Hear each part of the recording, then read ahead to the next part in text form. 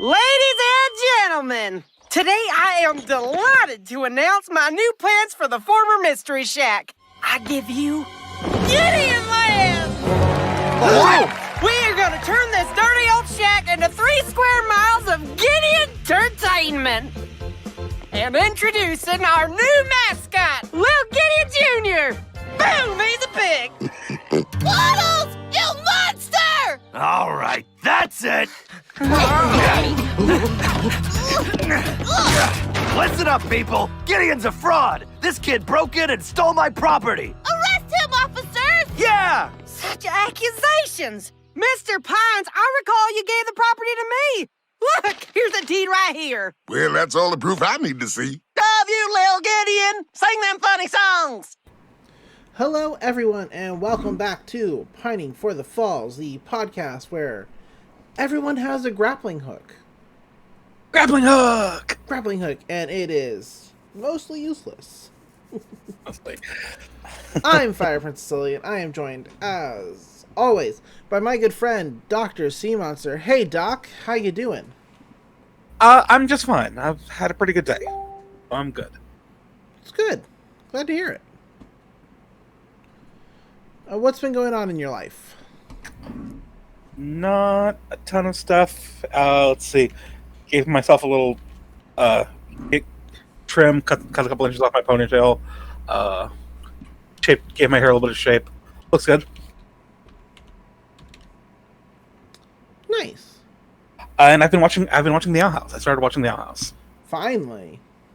Yes. Okay. I'm up to episode 7 or 8. I think it's the one with the library. Nice. It's a good episode. Oh yeah, I'm really enjoying the heck out of it. It's really great so far.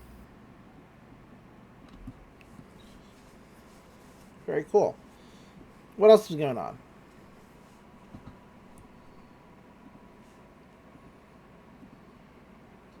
Nothing. Nothing. Just. All right. But I really do like the Owl House. I do like the way that Luz and Amity's interaction is developing. Yeah, it's good. It's fun to see. Yeah. Oh, if only I could live the life of the rival character, entangled in a fraught relationship full of homoerotic subtext with a cheerful protagonist, while the callous exterior I put up as a defense mechanism is slowly eroded away by their relentless optimism and resolute belief in the power of friendship. Subtext.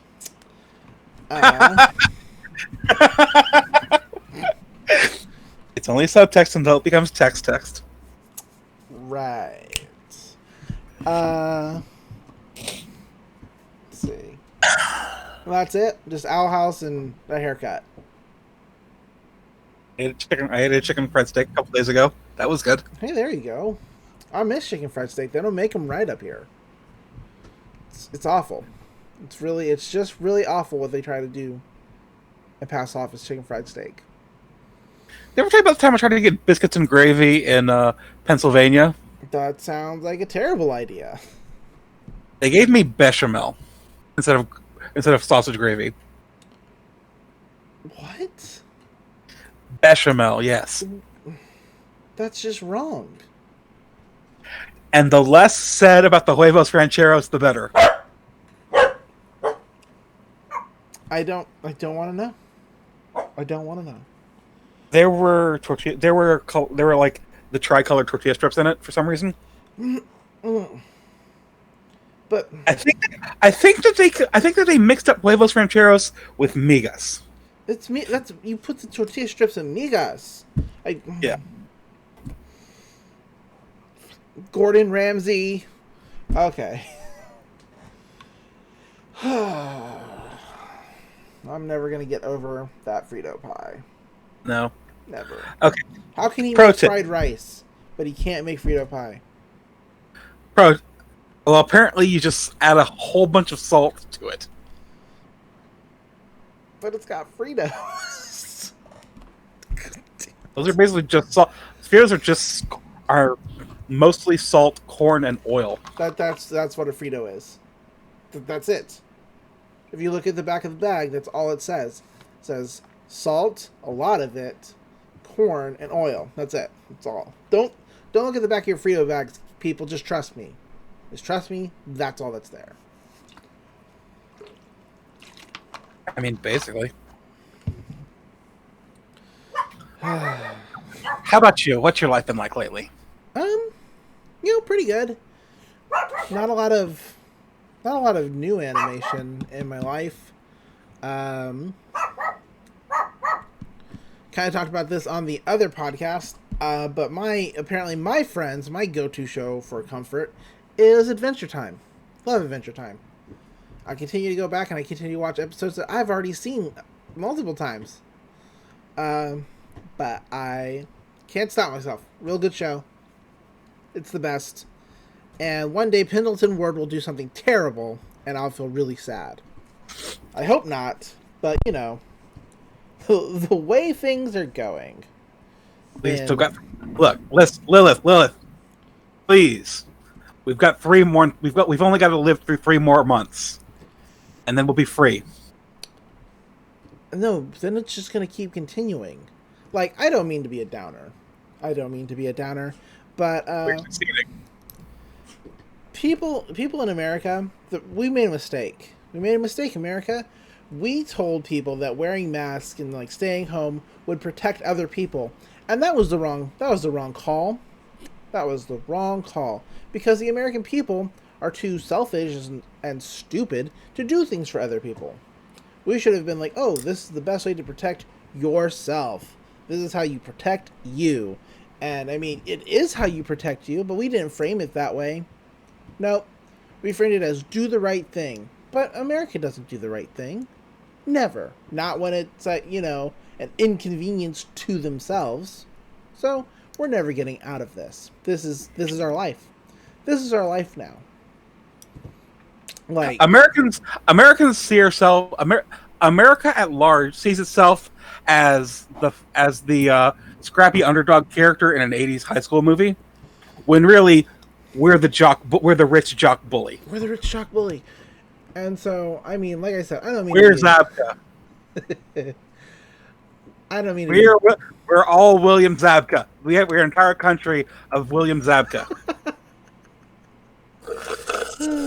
Like I said, I don't mean to be a downer. It's just this is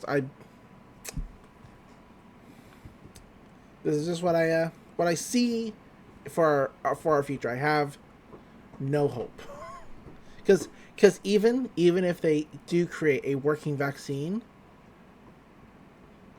there's going to be a whole swath of people who feel like they're too good to take it, or that they shouldn't have to take it because vaccines, autism, blah, blah, blah, blah, blah. It's going to happen.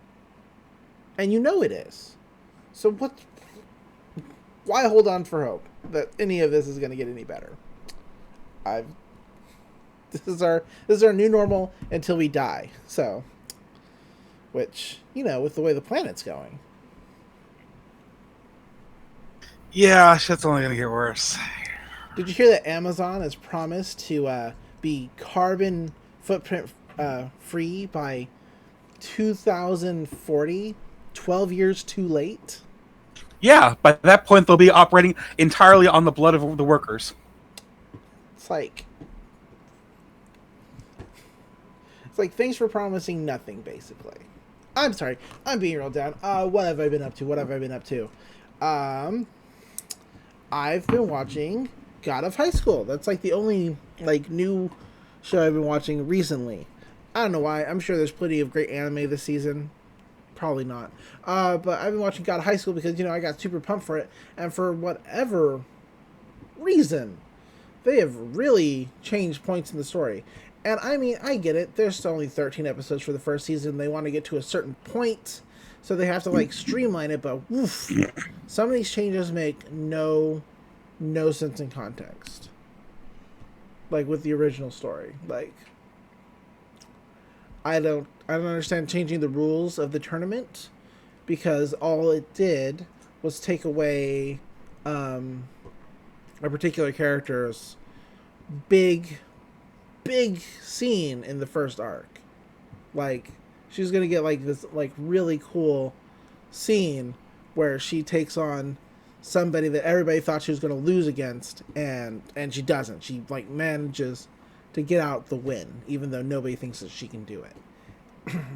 So, not sure why they changed it, but they did.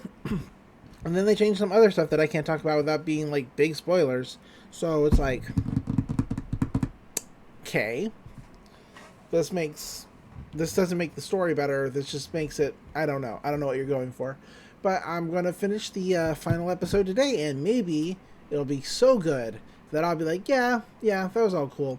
I mean, I still enjoy the show. It's just like, as somebody who's been reading it forever, I had like a vision in my head of like how an actual animated series would be, and it has not lived up to that expectation, and maybe it never could have, right?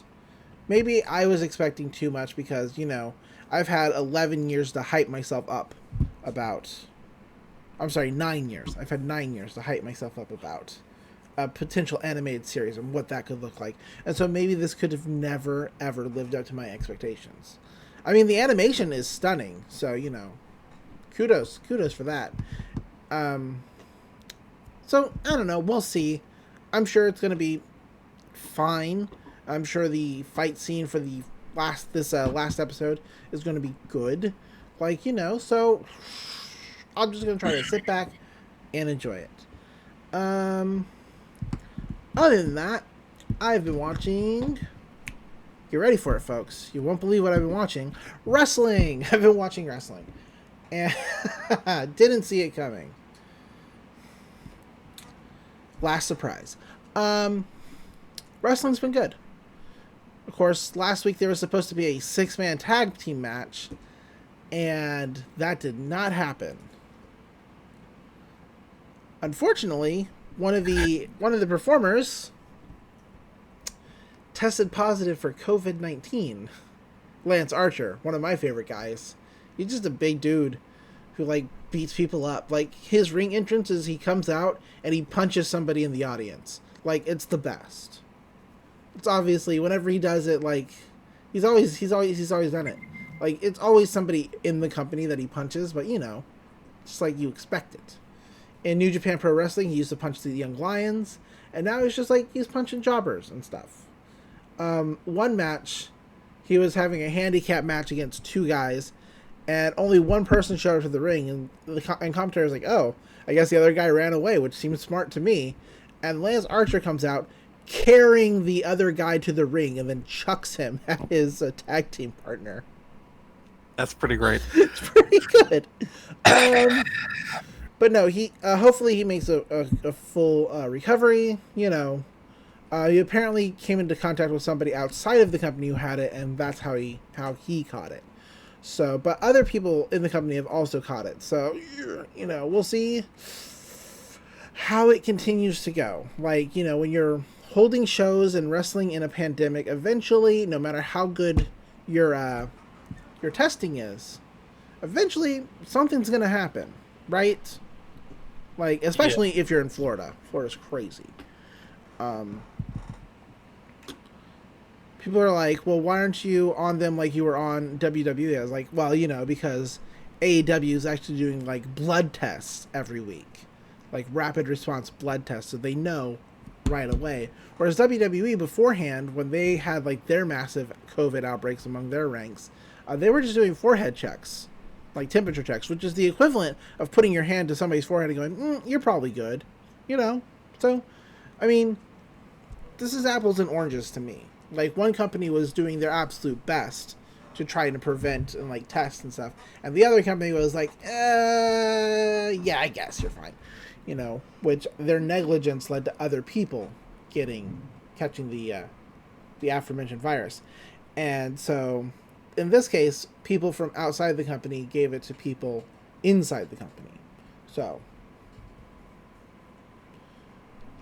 anyway, there was a cool tag team match with Thunder Rosa and Shida taking on Diamante and Ivelisse that I really liked. Thunder Rosa is just amazing. She's an amazing wrestler, and I love her so much as a wrestler. Oh, and John Moxley faced Eddie Kingston for his title as a replacement for that 6-man tag match, and they went into that ring, and I've never seen a match that's been that stiff for that long. Like, the whole match was just them being stiff. For those of you who don't understand that term, when you're stiff in wrestling, that means you're really laying in the shots. Like, it's like they're solid. And they were just being real stiff with each other. Like, Eddie Kingston walked out of there with bruises, like, that were still forming. So, but that's just kind of how they wrestle. John Moxley likes doing that kind of wrestling. Eddie Kingston is known for being a tough guy. So, great match. Just a real great match. Real violent. And it was good. So, wrestling was good. And I think that's all I have to talk about in wrestling.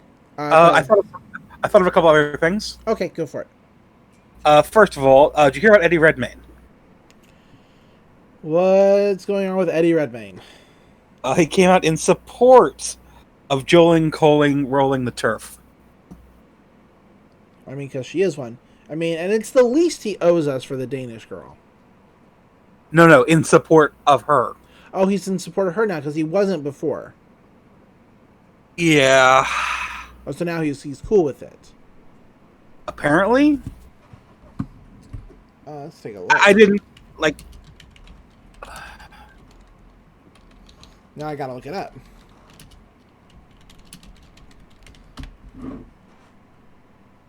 Yeah, all I'm finding is Eddie Redmayne criticizes J.K. Rowling. But that was back in June. So is this something new? Yeah, this is like today. Oh, here we go. Eddie Redmayne responds.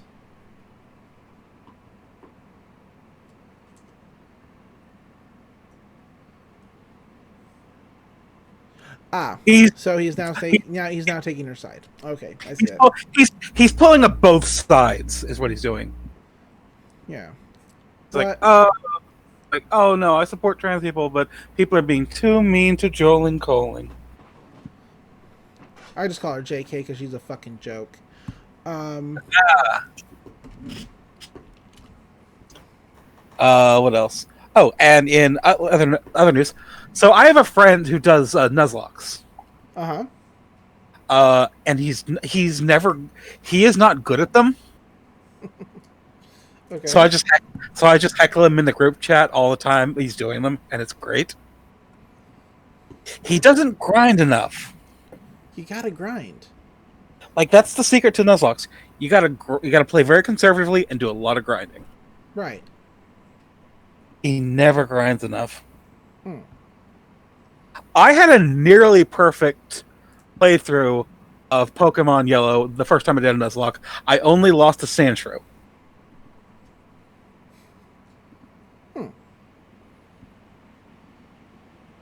Up to the Elite Four and everything. Only lost to Sandshrew. Because I forgot that some Pokemon or other had Absorb, not Leech Life.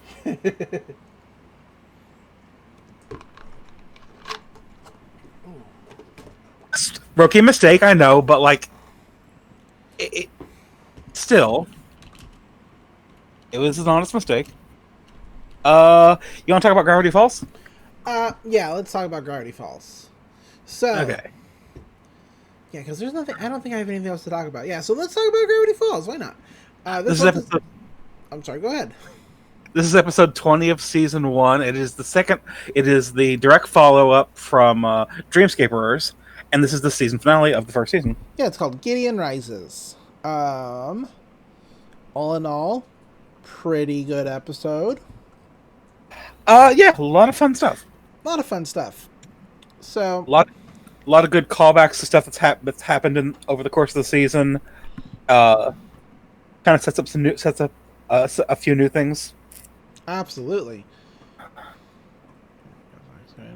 So we open on a shot of Gravity Falls from the sky We see the water tower with the muffin and the weird crater. It's not a crater. It's like an outcoating of the two. Yeah, like that. Yeah. That weird rock formation. That in the weird cliffs. rock formation. Yeah. That we have no idea what that is. Anyway, it's just weird. Anyway, let's move on. But the dark cloud is descending upon Gravity Falls and on the Mystery Shack. And then a wrecking ball goes through the Mystery Shack, lightning flashes, and Dipper wakes up screaming. He's like, oh guys, I just had a horrible dream. Gideon stole the deed to the Mystery Shack and kicked us all out, and we had to move in with Zeus's grandma. And that's when Zeus leans over on the pull-out couch, which is weird. And says, that was no dream, dude. It happened. And so Dipper starts screaming again. Which leads Zeus's abuela to turn on the light and say, shh, por favor. Like, please be quiet. She's like, sorry, abuelita. Mabel's like, Zeus, your grandma is so adorable. Her skin is old lady soft. She's just touching on this woman's face. And Gregor says, like, hey, quit being creepy. The news is finally on. And so we Mabel, personal space. Mabel does not know personal space. So Shonda, go ahead. Had too much Mabel juice. Too much Mabel juice. So the TV comes on, and Shonda Jimenez is talking about, what's happened. The move is in a move that has all of Gravity Falls buzzing, is what she says. Child Psychic Gideon Gleeful has taken surprise ownership of the Mystery Shack, previously belonged to area shyster Stanford Pines. The final photo they have for Stan is him in a devil costume with flames just rising up around him. To which Stan says, that photo's taken out of context. I need to know what the context of that photo is, honestly. Chandra asks, hey Gideon, now that you have the shack, what exactly are you planning to do with it? He's like, I have a big announcement I want to make today, so I'd like to cordially invite y'all, the good people of Gravity Falls, to join me. Free admission to everyone who wears a Gideon pin. It's my face. And Dipper's like, I can't believe this. Gideon beat us. Normally I'm able to, save the day. This is all my fault. And Mabel's like, don't worry, Dipper. Now I'll be the hero of the family. Haha. Me and my grappling hook will defeat Gideon. And Dipper's like, Mabel, no offense, but that grappling hook has literally never helped us once. And he's like, oh yeah? Jelly grab. And she fires her grappling hook at a big jar of jelly, and it just smashes the jelly everywhere.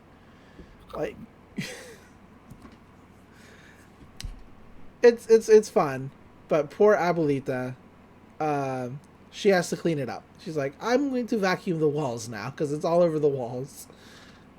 And she just pulls out a vacuum and starts vacuuming. Zeus tries to cheer everybody up. He's like, look on the bright side, dudes. Now you get to live here with me. Zeus, wanna play race cars? Well, they're out of batteries, but we can make pretend. Some Fruit Loops or something hit Zeus in the chest. And he's like, wouldn't it be a new low if I ate that? Oh, I'm totally gonna eat it. And he does. Apparently he coughed them up. So Zeus, being Zeus.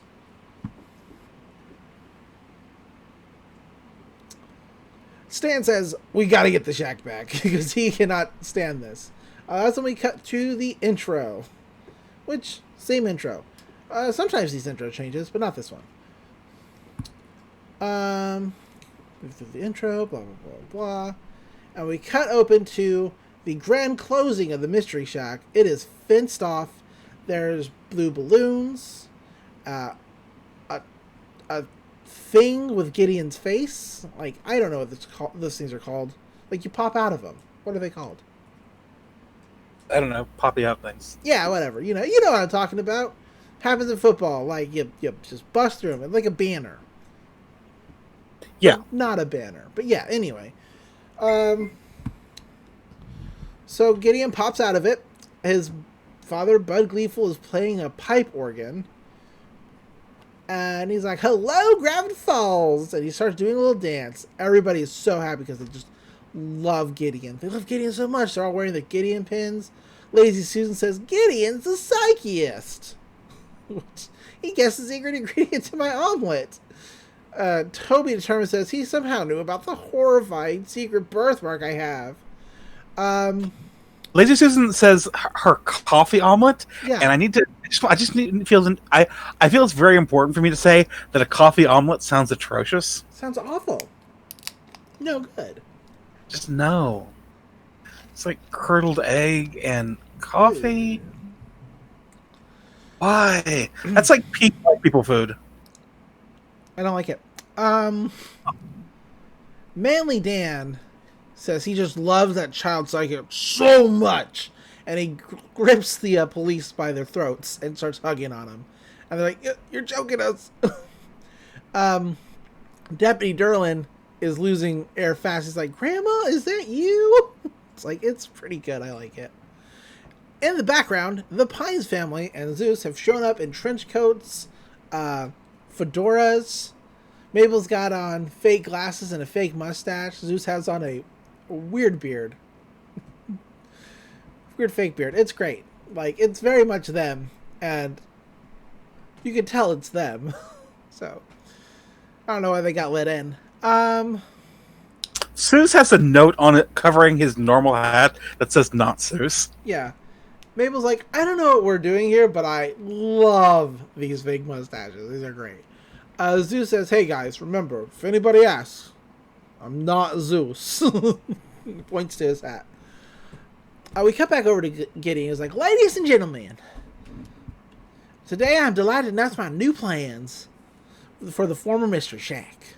I give you Gideon Land. And he pulls off a cover on a little miniature model of an amusement park called Gideon Land, and it's of him, and it's got a roller coaster and a merry-go-round and one of those things that goes back and forth. I don't know what they're called. Boat ride? I used to know what those are called. I don't anymore. It's like Moon Shuttle or something. Something. It's weird. It's not. I don't like that ride because it, like, I don't know. It's unsettling to me. I just like things that spin a lot. Yeah, that doesn't. My favorite carnival ride is the one that's like a big dome that where you get like pinned against the wall and like spun around like fast as fuck. Oh yeah, I did one of those like a couple years ago. Those are awesome. When I was much heavier, was not comfortable. No, it's not. It's not comfortable when you're heavy. I mean, I'm still kind of heavy, but I was like, oh man, I really hope this ends soon because I think this is going to kill me. But spinning. Spinning's good. Gideon says, we're going to turn this dirty old shack into 3 miles of Gideon entertainment. Which is dumb. I hate that word. And he's like, and introducing our new mascot, Little Gideon Jr. It's a Waddles in a Gideon outfit. He's like, boom, he's a pig. Mabel's like, what? You monster. Because, like, that's her pig. And Stan's like, this is it. Come on, let's bust up there. And they, like, kick down, like, cut out of Gideon. And Stan's like, listen up, people. Gideon's a fraud. He just broke in and stole my property. And Mabel's like, yeah, arrest him, officers. Gideon's like, well, such accusations. Mr. Pines, I recall you gave me the property. Look, here's the deed right here. And the cops were like, oh, that's all the proof I need to see. Like Sheriff Blubb's in particular. Police siding with the wealthy white guy. Yep. Deputy Dolan says, we love you, little Gideon. Sing them funny songs. Gideon snaps in 2 very tough-looking biker guys, I guess. Just pick up the Pines family. And Gideon says, now get off my property, old man. And puts a Gideon pin on the stand. It's very important to note in this shot that we can see Stan's hearing aid, which normally isn't visible. And just as he's about to tell Gideon off, like, there's some feedback into that hearing aid. He doesn't know where it's coming from.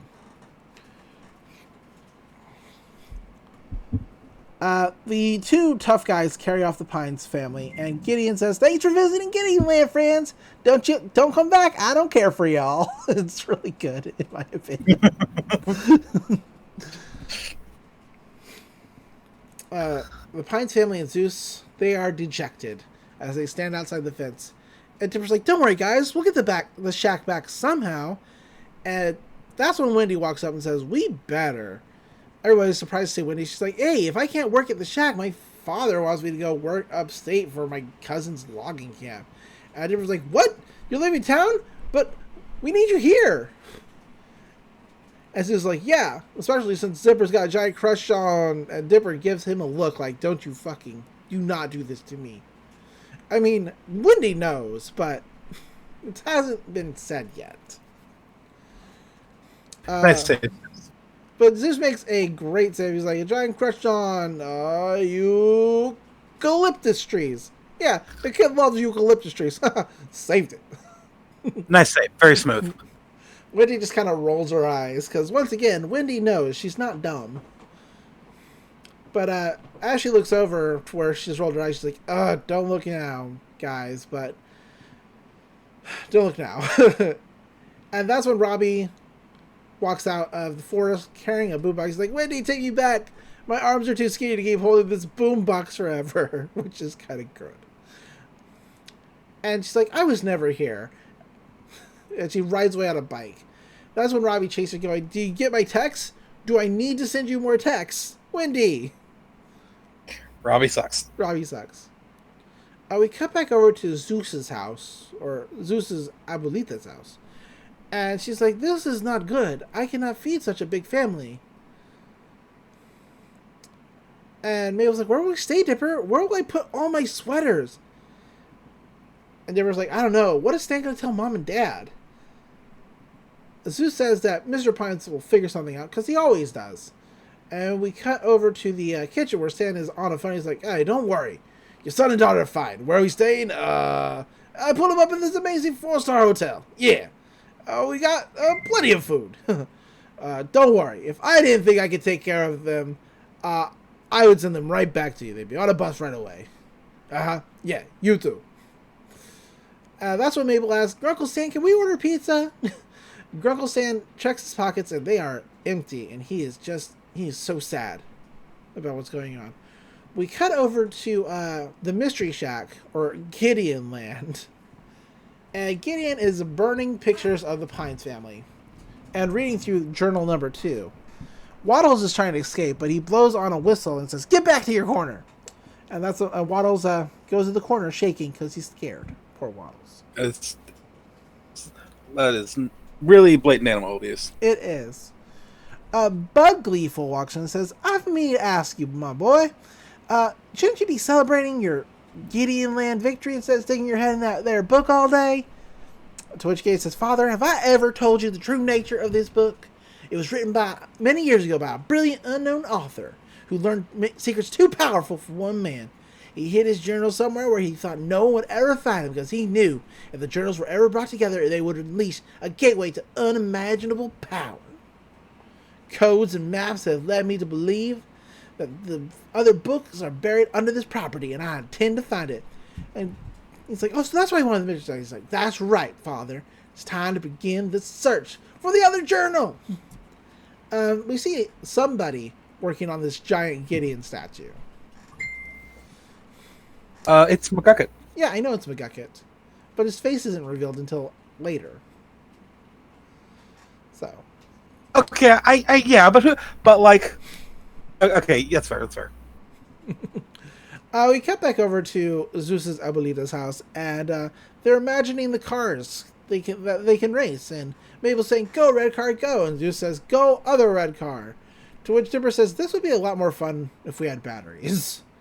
Zeus throws one of the cars around the tracks, and that's when Grunkle Stan walks up. He's like, "Kids, we gotta talk. Look, I've been thinking, and I can't take care of you no more. I don't have a house or a job. The plan is going home. Your bus leaves tomorrow. Here are your tickets." And Dipper's like, "Grunkle Stan, you can't give up." And Zeus is like, "Yeah, look at these faces. Come on, Mabel. Be sadder. Be cuter. Your summer depends on it." He's like, "Look, I lost, okay? The best thing is for you to be with your parents. I'm sorry, kids. Gideon won. Summer's over. Zeus chases after Stan to make him reconsider. And Dipper's like, that's enough. If Stan won't stand up to Gideon, then it's our job to get back the shack ourselves. And Mabel's like, yeah, Gideon might have the upper hand, but we have one thing he doesn't. And they both lift up their trusty items. Mabel, the grappling hook, and Dipper, the journalist. And they both, like, proclaim their items in victory. Only for Mabel to go, oh, right, the journal. The journal, yeah. The journal! That makes more sense. We cut over to Gideon Land. It's being, of course, patrolled by the two tough guys from earlier. Mabel and Dipper pop out of some bushes with binoculars and a squirrel. And Dipper's like, all right, the bus to take us out of the Gravity Falls leaves at sundown. So if we want to stay in town, we got to get past those guards, make it through the fence, and get Gideon to hand over that deed. And she's like, leave it to Mabel. Whatcha! And she fires her grappling hook, it hits a tree, and then hits Dipper right in the head. It's really good. And it's like, come on, will you now admit that the grappling hook is useless? And she's like, nope. She's like, okay, fine. Let's see, what can we use to defeat Gideon? Let's see, Barf Fairy? Maybe I like that idea. He's like, nope. A butternut squash with a human face and emotions? Yeah! Nope. Whoa, what's this? It's like, I don't know. I've stared at this page for hours. It seems to be a blueprint to build some kind of strange futuristic weapon. She's like, boring. To defeat those guards, we need some kind of army. And that's when Dipper goes, oh, wait a minute, an army. Yeah. Mabel, it's it. The gnomes. And she's like, because they have a complicated history with those gnomes. At least Mabel does. Very complicated. They kidnapped her, tried to make her a queen. You remember episode 1. Anyway, we cut over to them in the woods, and Dipper's like, I think this is their hiding spot. Like, yeah, episode 1 of Gravity Falls, which we have covered on our Gravity Falls podcast. Right. And if you're not listening to our Gravity Falls podcast, you should be listening to our Gravity Falls podcast. Right. People who are already listening. I mean, it makes sense. It does. Mabel says, I wonder what gnomes do out here all alone in the forest. And that's when they see. I forget this guy's name. Is this Jeff? Okay. Jeff is in a small tub filled with squirrels that are just running around him in a circle. I don't know what this is. It's a squirrel bath. It's a squirrel bath. I mean, I get that, but I don't know why. He claims that this is normal for gnomes to do. Yeah, but the way he claims it is suspect. He's like, yeah, this is normal. Looking around, this is normal for gnomes. Scrub. I mean, in certain places on the internet. But he's like, well, look who came crawling back. Change your mind about becoming our gnome queen? He tells one of the squirrels to take 5, but the rest of them just continue what they're doing. But he's like, come on, did you change your mind about marrying us? She's like, ugh, hardly. We need your help. And seriously? Ew. It's like, what, you want our help after you left me at the altar? No dice. He's like, well, what if we were able to find you a new queen, one even more beautiful than me? And Dipper's like, yeah, her name's Gideon, and she has lovely white hair. To which Jeff says, well, mature woman, huh? Hey, Schmebulok, get Mike alone. The return of Schmebulok is probably the best. He comes down and he says, with a bottle clone, he's like, Schmebulok! And Jeff's like, is Schmebulok all you can say? To which Schmebulok sadly says, Schmebulok, as he, like, nods. I like Schmebulok. But it's a deal. We cut over to Grucklestand at the diner, and he's like, waiter, give me a glass of your strongest, most expired apple cider you got. And who is it but Zeus? Zeus is like, sure thing, Mr. Pines. I'm not good at Zeus at all. But, it is what it is. And he's like, Zeus, what are you doing here? It's like, well, since the Mercery Shack is, I'm not working there anymore, I've had to take on, a lot of part-time jobs. Grave digger, bus driver, really awesome cook. Hey, should a kitchen be on that much fire? And he runs to the back and tries to put it out with a fire extinguisher. Which makes me ask the question, how much does Grunkle Stan pay Zeus if Zeus has to take all these part-time jobs to make up for it? Because we're led to believe that, Grunkle Stan is, a cheapskate and a shyster who will, con people out of money, is very tight-fisted with his money, right? So how much does he pay Zeus that all these part-time jobs cover it? He does have a really big soft spot for Zeus, to be honest. That is also true. I don't know. And Zeus did get a raise during the season when he was possessed by models. That is also true.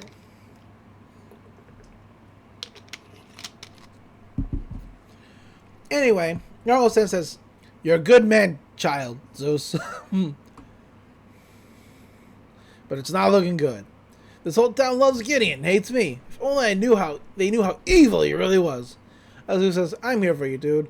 It's like, the entire lower half of your body is on fire. He's like, "Shh, we're having a moment." It's really good. Grunkle Stan looks so distressed and sad. We cut over to Gideon at Gideon Land, who's looking through journal number 2 for possible hiding spots for the other quote-unquote journal, singular. It's like, "Where are you, journal? Where are you?" Looking at a shovel, he's digging. That's when Bud Gleeful walks up and says, "Boy, I hate to interrupt you, but you have some guests." And Gideon's like, "What?" To which, it's Sarah and Mabel. Sorry for the dog. They hear a truck outside.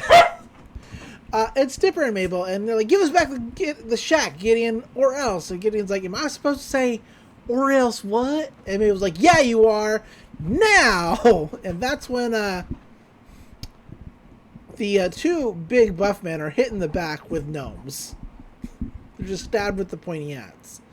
The other gnomes come charging through on a deer and bunnies, and there's just a lot of gnomes now. And they've all surrounded Gideon. They're threatening to shoot him with gnomes and stab him with their hats. It's pretty good.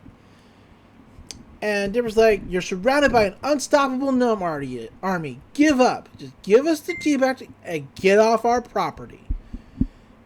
And Jeff's like, "Yeah, let the marriage ceremony begin." It's like, and Dita's like, "Well, very well. I suppose this deed belongs to..." And that's when he pulls out the whistle and starts blowing it. And all the gnomes fall over. They're like, "Oh, what do you know? It works on gnomes too." And they're like, "Oh, just stop it. We'll do anything. How can we serve you, Your Majesty? We've never seen a girl more beautiful." And Gideon's like, "I am not a girl." This episode inspired my favorite Gravity Falls fanfic. Oh? It's Gideon, Jeff, Slash. That sounds terrible. It's a megaverse. Isn't that currently a big legal thing? Are we going to get sued now that you've mentioned the Omegaverse? No, I am completely bullshitting. I tried to think of the worst thing I could say at the moment. Right. Don't sue us. We don't have any money. We're poor. We don't even have a Patreon. I mean, I have one, but it's been shut off because I never update it. They're like, "We've taken this down. It's weird." It's like, okay, that's fair. I mean, we can't really get a Patreon. I don't think getting a Patreon for the show is a particularly great idea when we only have 2 listeners. And I'm one of them. And you're one of them. So there you go. Anyway, Gideon says he's not a girl. So Jeff says, "Really? But your skin is so soft. You moisturize?" Or it's like, it seems like Jeff does not care. Jeff's just lonely. But Gideon says, "Subdue them!" And that's when all the gnomes grab Dipper and Mabel. And it's like, "I have to admit it, kids. I'm pretty impressed by your tenacity. How did you ever?" That's when Dipper drops his journal. He's like, "No, could it be? It is, of course. It all makes sense. The one place I never think to look. You had it the whole time. And to think I actually considered you a threat." And Dipper's like, "No, give it back." He's like, "Every victory you had was all because of this book. And Dipper's like, give it back around. He's like, oh, you what, boy? You what? Huh? No muscles? No brains? Huh? Face it, you're nothing without this journal. Bye forever, y'all. And they blows the whistle and the gnomes run away. Once again, we see somebody working. We see Old Man McGucket. It's already been, ruined. Spoiled. I mean, the worker does have a long white beard. So, I mean, you probably could have guessed it for yourself. But somebody's working on that giant Gideon land statue.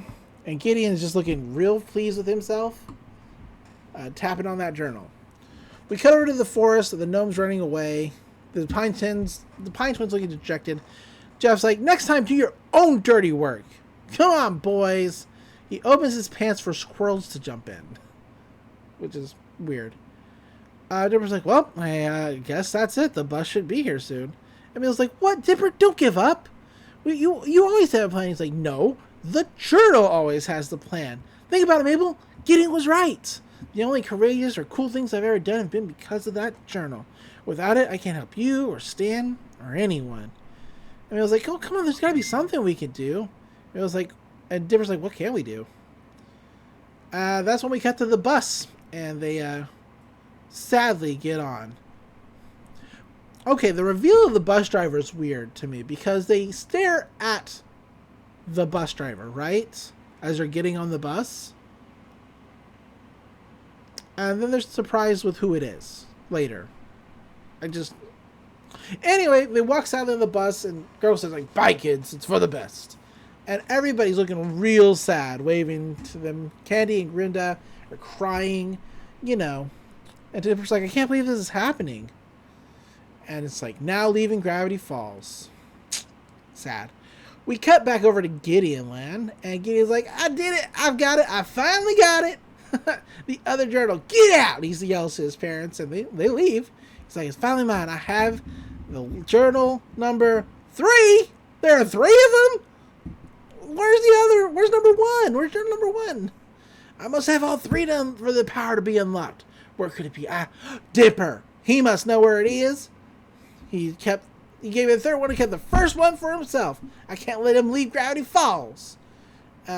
He runs out with both journals and he screams, is it you there? Is it ready? That's when the face mask for the welder goes up, and it is, of course, Old Man McGucket. He's like, only one way to find out. Those accents. He powers it on. And it is... Gideon has a Gundam. This is a Gundam. Right? Yeah, it's got like the tracer suit like G Gundam, so yeah, it's got the tracer suit from G Gundam. So, I mean, G Gundam, of course, the best Gundam, so it is simultaneously the best and the worst. Disagree. But yeah. Lilith, do we need to talk about the Zebra Gundam? Hey. Is it big robots wrestling? Is it? No. Listen. I love G Gundam. It is my favorite Gundam, but it's got some problems. I mean, of course it does. It's it's old anime. It has problems. Yeah. Still the best. It's kind of a giant shitpost. It's really good. I love it. Actually, okay, so a lot of the Gundams in that show had really weird designs. You know that, right? I know that. Do you know why? I don't know why. I can only assume. The show's staff was in constant conflict with Bandai, who makes the toys. And there's like, hey, give us designs for toys, and the show designers kept designing more ridiculous Gundams, and the toy maker and Bandai just like, okay, and just kept making them. So they just this horrible arms race of making increasingly absurd mechs. I love it. I mean, it did lead to some fun stuff, but yeah, Gideon has a giant mech. McGucket should probably stop making giant killer robots. Probably. He's not gonna. He isn't. He really isn't. Gideon does some moves, and basically every move that Gideon makes, the robot makes. I don't know why he's walking so slow to start with. It's just weird. We cut back over to Grunkle saying, he's like, oh, this is rock bottom. No friends, no family. Stop watching infomercials for whatever that is. And the TV's like, hey, are you sick of piles of owls constantly blocking your driveway? That's a problem. You need the owl trowel. You gotta get it. When you got owls, owl trowel. Grunkle says, this is dumb. How'd you do it, kid? How do you always one step ahead of me? He's looking at the pin. It's like, maybe he's a psychic actor. My hearing aid. What keeps causing that? It's like, wait a minute. That's it. I know Gideon's weakness. Abuelita walks up, and she's trying to offer Mr. Pine some tea, or maybe soup. I don't know. But he kisses her. He just just kisses her, and runs away. It's like, I could vacuum my face now. Which is pretty good. Yeah. We cut over to the bus, who's passing a sign that says town border 10 miles. The Pine twins are super sad. Mabel's like, okay, hey Dipper, you want to play a bus seat treasure hunt? He's like, no, I'm not in the mood. He's like, oh, come on. We got a Canadian coin and gum that's shaped like Ronald Reagan's head. Ooh, miscellaneous fluid stain. And Dipper says, giant robot. She's like, yeah, giant robot. Wait, what? It's like, look. And it's the Gideon robot. It's actually running now. And it's like, halt! I command you to halt! And that's when Mabel says, Mr. Bus Driver, there's a giant Gideon bot coming towards us. Now, I want to remind you all that they stared at the bus driver for like 30 seconds. Easy. So I don't know. Anyway, did they like... No, I don't get it. I don't get it. Because unless the person they were looking at switched places with Zeus, because Zeus is the bus driver, then that's the only way that this makes sense. That they're like, Zeus, what are you doing? Ugh. Like, yeah, of course it's Zeus. You saw that it was Zeus. Do not...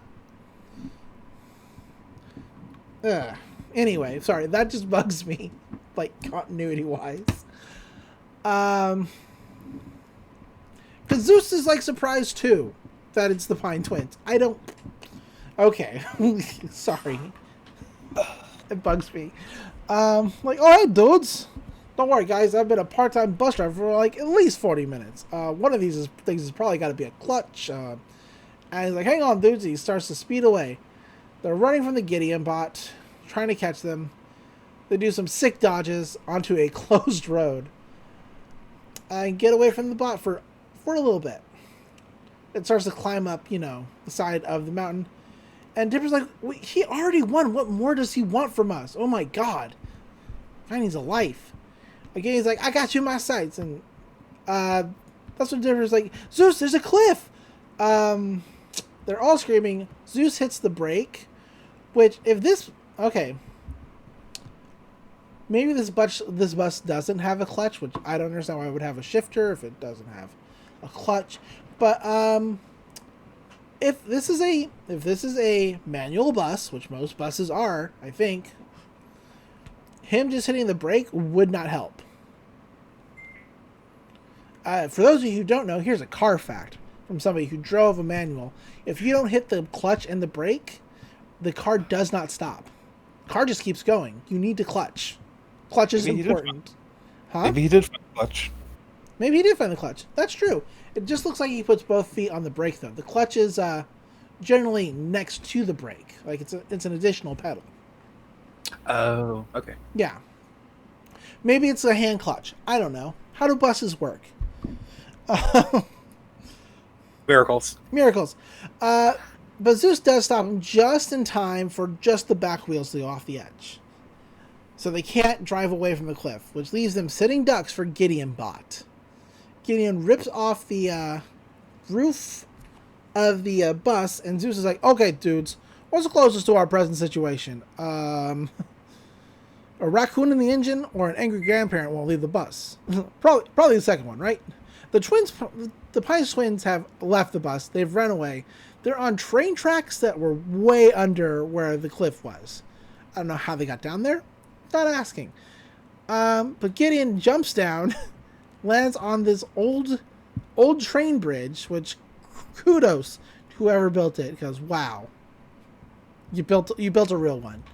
But Gideon's like, where is it? Tell me. Where's journal number 1? And they're like, journal number 1? What? It's like, don't play games with me. Tell me where it is. And he punches a cliffside, causing rocks to fall. And Dipper's like, I don't know what you're talking about. You took the only journal I ever had. What do you even want with these journals anyway? And that's when Gideon Bot grabs them both in its big robo fist.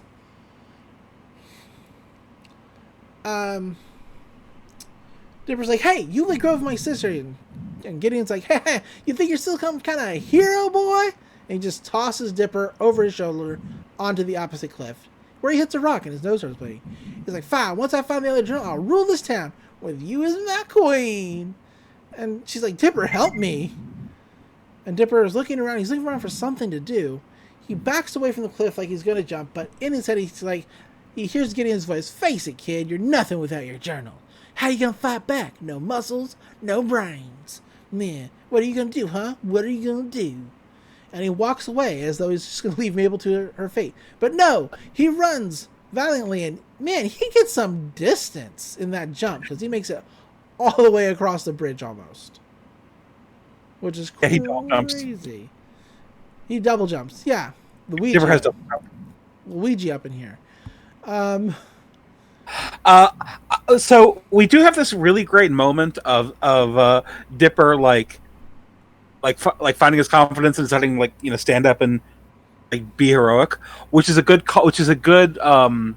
thematic through line from the last episode where he talks to Stan, and Stan's like saying, okay, I think this guy, I think the kid kind of needs to be toughened up a little bit so he can kind of learn to stand up for himself. Yeah, here he is doing it.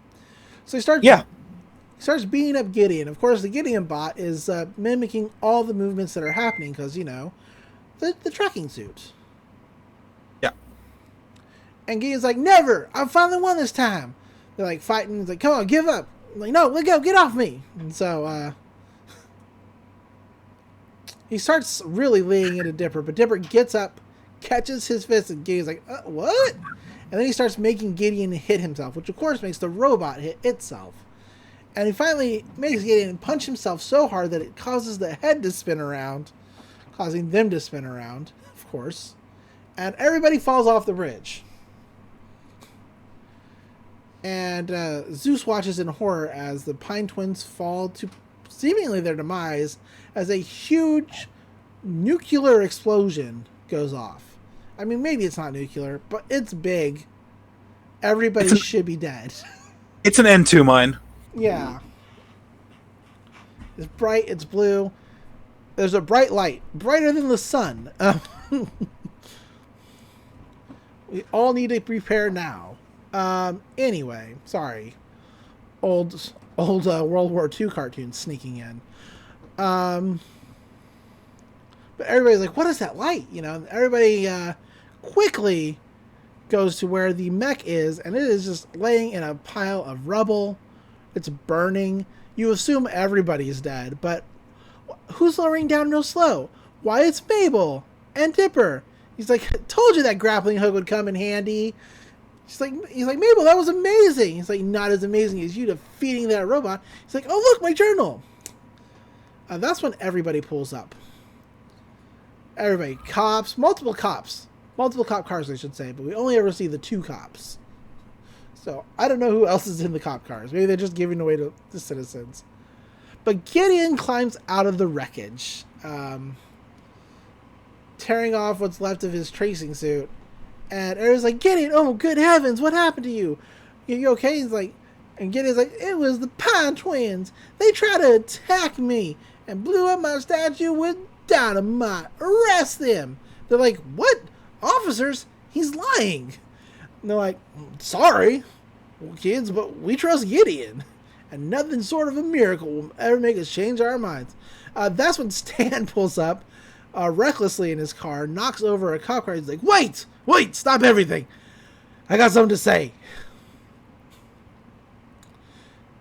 I'm like, oh, this guy again. He's like, wait, just look. You guys think you all think Gideon's honest and perfect. Oh, I can never tell lies. I'm Gideon. He's like, he's more honest than you. They're like, yeah, and he's psychic too. He's like, yeah, how's this for psychic? Take a good look. He kicks open a panel, which I don't know how he knew it was in the Gideon bot, but okay. Very convenient, but we'll accept it. He kicks open the Gideon box to a bunch of TVs. CT monitors, really. He's like, yeah. How's this for psychic? Take a good look. And everybody's taking a look. They're like, wait a minute, is that me? And it's Lazy Susan. She's like, the secret ingredient of my coffee omelet is coffee. Really? Still awfully white and disgusting. It's gross. We cut over to Toby's screen. It's like, oh, that's me. And the doctor says, yep, I can verify that birthmark is indeed disgusting. Which Toby says, hooray! It's so bad. Toby's such a weirdo. Perry's like, but everybody's like, oh my gosh, it's me. Oh, look over here, me. And Dan's like, that's right. Look around. Those pins are hitting cameras. And my hearing aid was picking up the feedback. Tyler Cutie Biker is wearing like 5 of these things.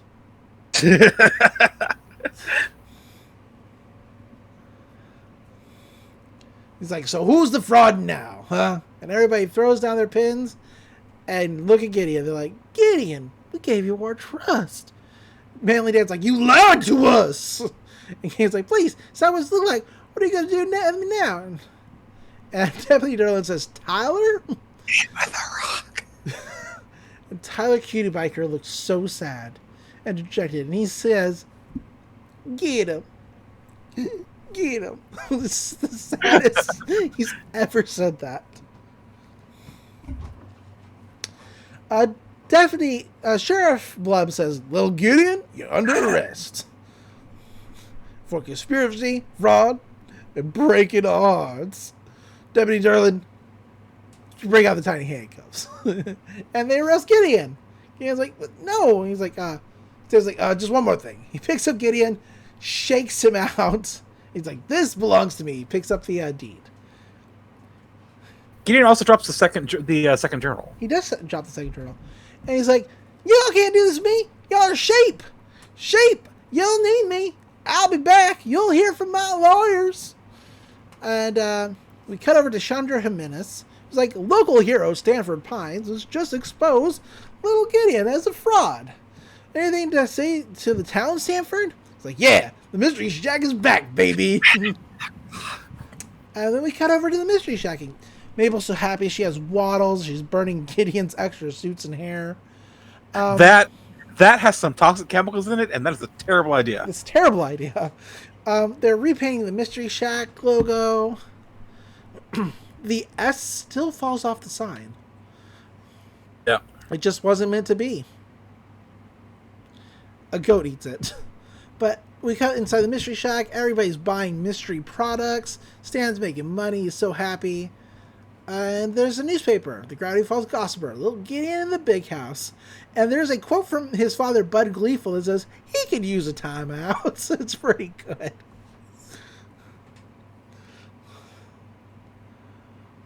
The twins are back in their rooms, putting their stuff back up, and they're like, oh, hey, Grunkle Stan. As Stan enters, he's like, you kiddos settling back in okay?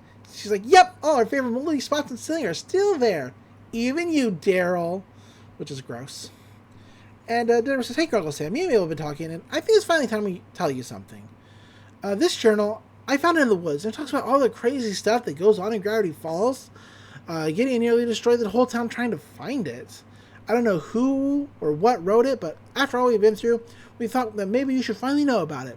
The girl says, I'm glad you showed this to me, Dippo. Now I know where you've been getting it all from. Spookos and monsters. This kooky book's been filling your head with crazy conspiracies. It's like, but it's real. It's like, you gotta quit reading this fantasy nonsense for your own good. Although, some of these would make great attractions. I can't come up with this stuff. mind if I borrow this? And he just walks away with the journal. He's like, wait, no, go say. He's like, magic book, ridiculous. Stan, I need that. And she's like, Dipper, you don't need that book. Don't you see? You defeated a giant robot with your own 2 bare hands. You're a hero whether you've got the journal or not. It's like, whoa, thanks, Mabel. I still want it back, though. And she's like, yeah, I'm sure you'll get it back. What would a boring old man like Stan want with that book anyway? And that's when Zeus pops out of a box and sprays them with water. He's like, haha, Zeus. They're like, and that's the end of the episode. Nice happy ending. Everything wrapped up real tidy. Nothing else happens. Yep, that's the end of the show, guys. We're done here. Join us next week for our whatever we're doing next. No, I'm kidding. It's the end of season 1. And the episode's not over because we cut down to the Mystery Shack at night. Stan is opening his secret vending machine door. Walks in, closes it behind him, looking around, making sure nobody else sees him, of course. And walks down to an elevator. Puts in a special code and goes down 3 floors. As he walks through the door, there's a bunch of old-looking machinery, all kinds of gizmos and doodads of buttons a-whirling. Widgets. Switches. And who's-its. And a glowing red thing that looks surprisingly a lot like his tattoo. Next to this console. Where he's placed a picture of Dipper and Maple, which is very sweet. But he opens the little door and he pulls out the #1 journal. He's like, finally, after all these years, I finally have them all. He opens the journals all to specific books and puts them together, revealing the full plans for that futuristic weapon that Dipper was talking about earlier. That's when Stan starts flipping some switches, turning some dials as he goes back, looking between the books and the console, and something behind glass starts lighting up. The girl says, like, it's working. He runs in. He pulls a big lever. He's like, come on. And that's when this machine comes to life and turns on real bright. He's like, finally, here we go. And that's where the episode ends. Crazy episode. The end sequence is just pictures of the journals laid over some spooky music. Nothing too big. There are a bunch of cryptograms this week. Like with the squash with the human face with emotions. There's a cryptogram that reads, "Don't eat him" once you decode it. There's a scene, like at the end, where after Dipper, Mabel, and Zeus run out, you can see a cryptogram carved into a pipe under the floorboard that says "Bill is watching." Then in Journal 3's page, there's a cryptogram that says, once you decode it, Jesus, who decoded all this? It's like, the portal, when completed, will open a gateway to infinite new worlds and herald a new era in mankind's understanding of the universe. Plus, it'll probably get girls to start talking to me, finally. During the end credits, on the pages of possible hiding places, another cryptogram reads, once decoded, reverse the ciphers. And during the end credits of this episode, the final cryptogram reads, search for the blind eye. And that's all the cryptograms this week. Jeez. Just crammed a whole season's worth of hints into one episode. Yeah, really. Great episode. I still like Dreamscape Warriors is still my favorite episode from the first season, but Gideon Rises has so much great stuff in it. Abuelita, trivia. Abuelita is the only new character introduced, and she is voiced by Matt Chapman. Huh. He is a strong. He's a strong bad. It's strong bad. I think either Fighting Fighters or Land Before Swine are my favorite. Fighters is super good. Fight Fighters is super good. I think those two. might be one of those two are my favorites. Land Before Swine's just really good. Yeah, Land Before Swine's great. Let's see. Let me just since we finished the first season, so let's just do like a recap. All right, we'll do a recap.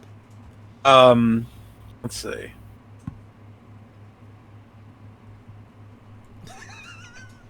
So Tourist Trapped, which was the Gobblewonker Headhunters, A Hand That Rocks the Mabel. Here's the thing about Gravity Falls. Okay, I lied. The Inconveniencing is my favorite episode of the first season. Oh, The Inconveniencing is great. It's the Like best. that is absolutely a good choice. Yes. Okay, go on. The thing about Gravity Falls is that all the episodes are good. Like even the episodes that are just kind of a 4 out of 10 for Gravity Falls is still like a 6 or a 7 compared to most things. I agree with that. So like the episodes that I don't like as much, like Little Dipper maybe, or like maybe Boss Mabel, episodes that I just didn't really click with as much personally, Right. are still just really good quality. Let's see what else is good in first season. Irrational Treasure. Irrational Treasure is fantastic. Very good. And I really do have a soft spot for Double Dipper.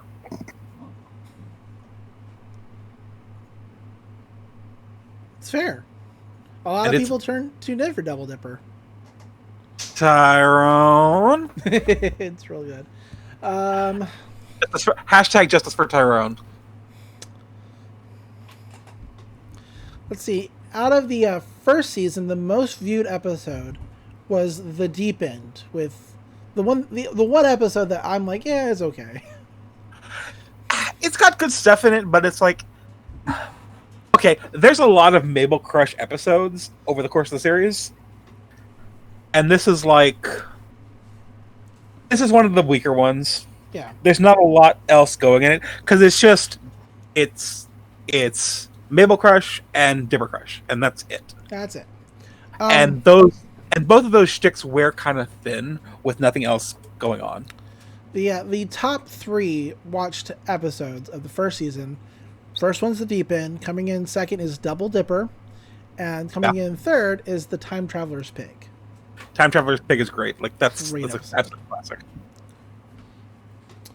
The least watched episode was Little Dipper, which fair. Well, it again, like it's not Little Dipper's not even bad. It's got some cool stuff in it. It's just like, meh. Yeah. Summerween is great. You know, all the Ghibli references, sure, but like it was really neat the way they did like a Halloween episode in like this weird way. Yeah. Bottomless Pit is good.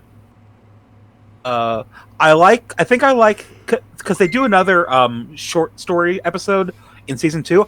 I like that one better than the season 1 one. But season 1 is still pretty good.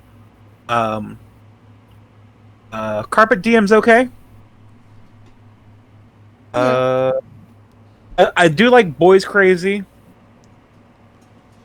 That episode drives me so cray-cray. I can so cray-cray. Like, Cray-cray. Yeah. It's a very... Gravity Falls... Okay, so the thing about Gravity Falls is that it's intentionally made where, like, the technology is kind of anachronistic and it's set in a very vague time period.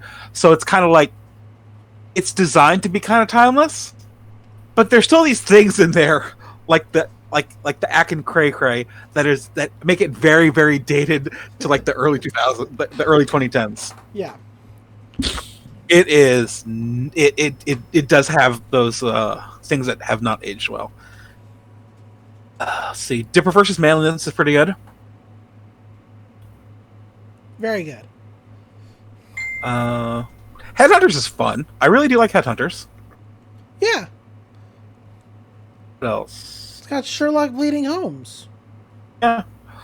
John Oliver, friend of the show. We wish. Legend of the Gobblewonker. It's the second episode after the pilot. You can tell they're still trying to kind of get the right feel down, but I think it's still got some cool stuff in it. I liked it.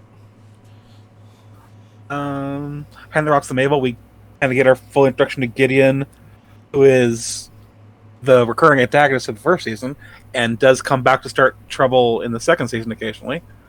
Let's see. Fight Fighters is great. We already talked about Fight Fighters.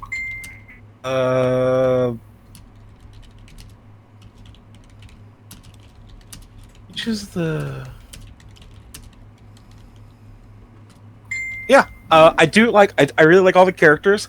I think Zeus is probably my favorite because he's just so fucking endearing. Yeah, But the twins are both great. Stan's fucking fantastic. everybody loves Stan. Stan's the best.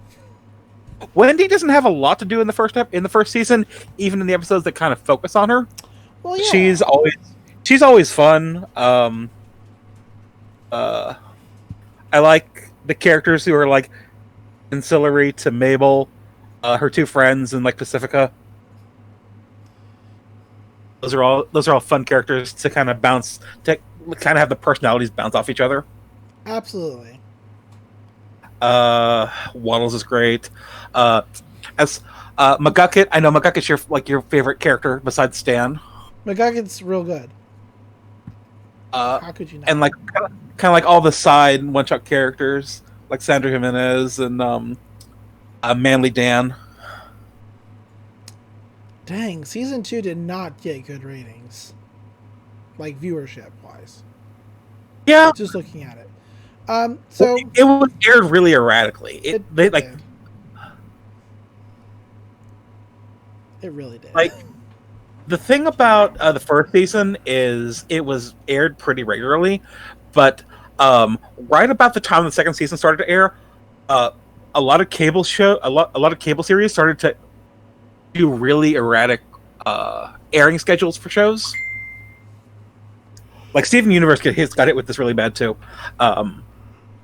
It was divided up into like Steven bombs instead of like just like regular weekly episodes. Right. So I can see why second season had kind of poor viewership. Yeah. So I figured we give the listeners the real Gravity Falls experience and just go off the air for a year. Don't check back next week, folks. We won't be here. Come back in September of next year. I don't know if that's a good idea. It worked for Gravity Falls. And then... Yeah, but Gravity Falls got worse ratings for the second season. I mean... We might lose one of our two listeners. It might even be me. Oh, God. It might even be me. We might lose me as a listener, Lilith. Okay, I guess we can't pull Gravity Falls and take a year off. So come back next week. We'll be here. So, but we'll see how we're feeling about halfway through the second season if we want to try that again. Sure. Sorry, it was a bad joke. Yeah, anything else to talk about? No, I think that's about it. All in all, great season. We'll see y'all for season 2 next week. Probably. Yeah, so hey Doc, where can people find you online if they want to like talk to you about stuff? Well, I am on Twitter way too much. I am at Dr. C Monster, that is at DRC Monster. Come and find me on Twitter where you can see me be alternatingly angry and optimistic about things that Wizards of the Coast is doing with Magic: The Gathering. They announced. Oh, go on. Sorry. So something they've started doing recently is like franchise cross promotion. Oh, what's the next franchise? The Sentai. Walking Dead. Oh no, terrible. Awful idea. Hate it. Yes. It's kind of a clusterfuck. I don't want to get into it right now. It's very inside baseball. Yeah, terrible idea. But I think that they'll probably will do They probably will do a crossover with Power Rangers and Transformers eventually. They should do because it with Kamen Rider. Because Hasbro currently owns the American rights to Power Rangers. Well, there you go then. Probably gonna happen. If I can have Grimlock and the Dragon Zord in a game of Magic, I think I could deal with the crass brand integration. Yeah, fair enough. Did you hear about what they're doing next year? They're going to do a Magic set set in the Forgotten Realms. Interesting. So we're actually going to get like Forgotten Realms characters as legendary cards and D&D exclusive creatures like owlbears and beholders. I'm assuming. I mean, probably. Yeah. Neat. I think I think it'd be really cool to have like a Xanathar legendary card. That would be cool. How about you? What do you do on the internet? You can find me, as always, on Twitter at DatFirePrincess, spelled D-A-T. You can find me on my numerous podcasts that are updating sporadically because we're in the middle of a pandemic and everything seems lost. Sorry, being a downer again. You just come hang out. Ask me questions. Talk about wrestling. Ask me about anime. I'm always around. My phone is tied directly to Twitter, so you can always get a hold of me. For better or worse.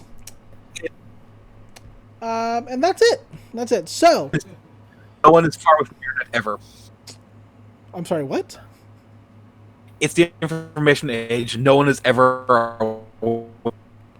Oof.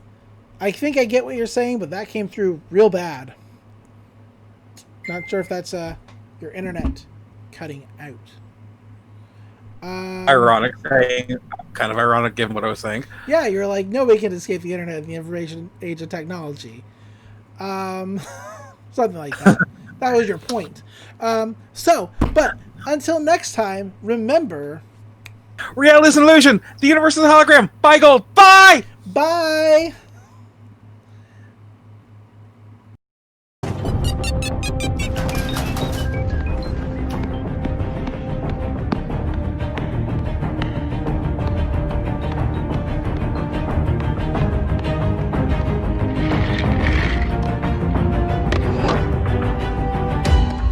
After all these years, finally, I have them all.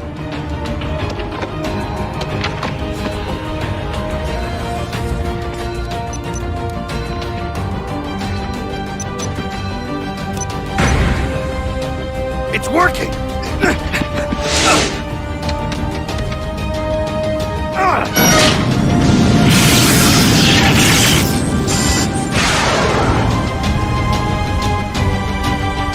Here we go.